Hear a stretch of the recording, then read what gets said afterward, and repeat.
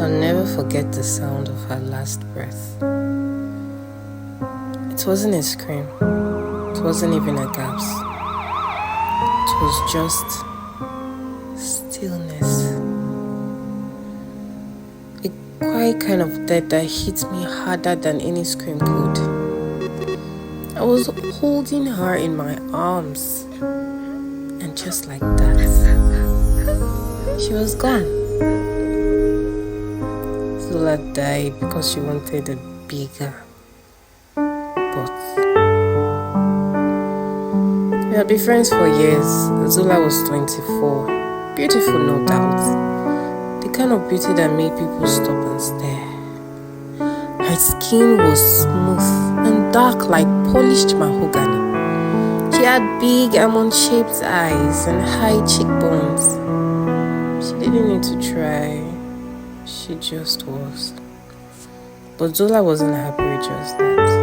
She was obsessed with something else. She wanted a bigger butt. Where we're from, people love big curves. Women with big hips, big butt, tiny waist. These women were treated like queens. They would walk into a room and heads would turn. Zola wanted to be noticed, to be admired like that. She thought that without a big butt, she wasn't enough. When we were younger, it didn't matter. She was more interested in art, drawing stars and galaxies, spending hours with her sketchbook. But as we grew older, the attention from boys started to shift. They weren't looking at girls with pretty faces anymore. They were looking at the girls with curves, the ones who had bodies like the women on Instagram. I remember the first time she told me, I want a body like Amma's. Amma was one of the girls, big hips, full chest, a figure that turned every head. And that's when Zola's obsession began. She wanted what Amma had. She didn't care how she got it. The talk about surgery started light. She would joke about getting a Brazilian butt lift or BBL one day. Imagine me with a body like that. They'll never forget me, she would say, laughing it off. But over time, it stopped being a joke. She started taking more seriously about it. I can get it done for 500k. It's not that much. She told me one day, her voice excited. I froze. 500k. That doesn't sound right, Zola.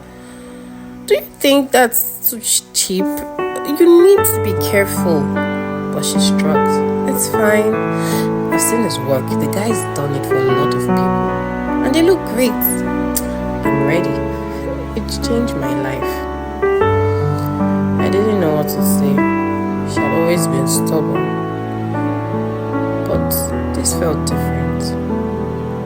This wasn't a haircut or a new outfit. This was her body. But no matter what I said, she wouldn't listen. She was determined. The day of the surgery, she asked me to come with her. I didn't want to, but I couldn't let her go alone. I wanted to make sure she was okay. I didn't trust the place, but I couldn't say no. The clinic was in a neighborhood I didn't recognize. The house was small and run down, with peeling paint and weeds in the yard.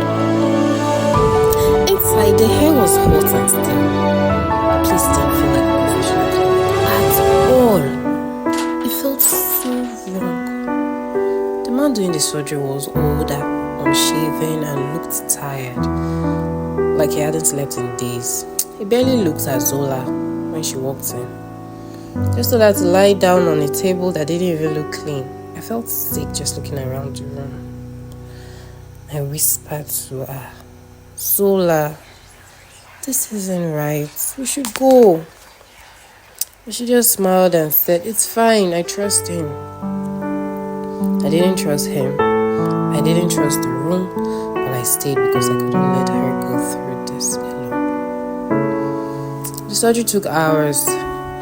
I sat at the corner, my hands shaking, watching her body as the man worked. I couldn't watch, but I couldn't leave either. At one point, I noticed Zola wasn't breathing.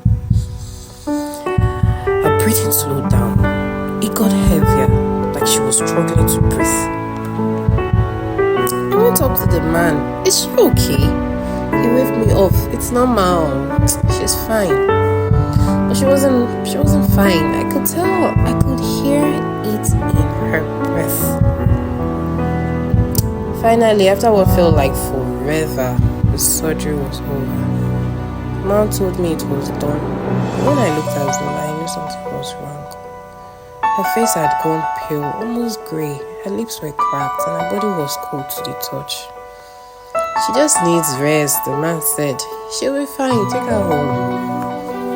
But she didn't look fine. She didn't look okay at all. I helped Zola to the car. She could barely walk and I had to practically carry her. She was so light. It felt like something was missing from her. Like her life force had been drained away.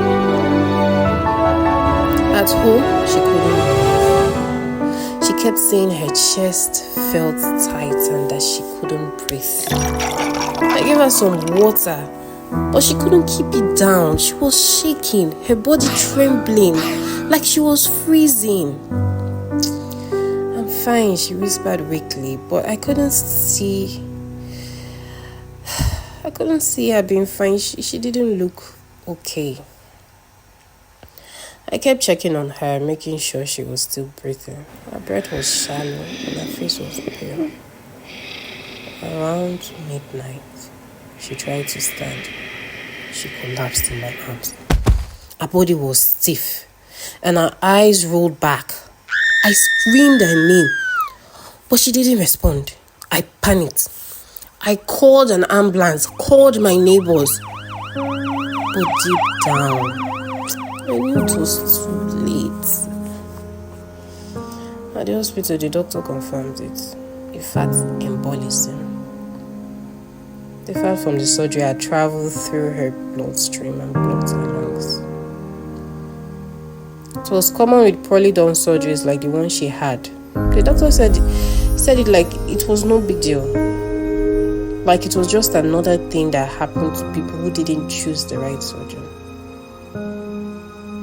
I was in shock. How could this happen? Zola didn't deserve this. She just wanted to change her body, to feel beautiful, to feel like she was enough. And now she was gone. Telling her family was the hardest thing I've done. Her mother cried like I've never seen anyone cry before. My father just stared at old photos of her, his face blank, like he couldn't understand what had happened. Zola's funeral was quiet. Friends and family came to pay their respect, but it didn't feel real. I kept thinking about her last words to me. Trust me. But Zola, I shouldn't have trusted you. I shouldn't have trusted him either. I shouldn't have let you do it. Months have passed, but I still think about Zola every day. I still hear her voice. See the way she looked before the surgery, full of hope, thinking she was finally going to be enough. But in the end, it wasn't enough. She lost her life trying to change something that didn't need to be changed. If you're watching this and thinking about doing the same thing,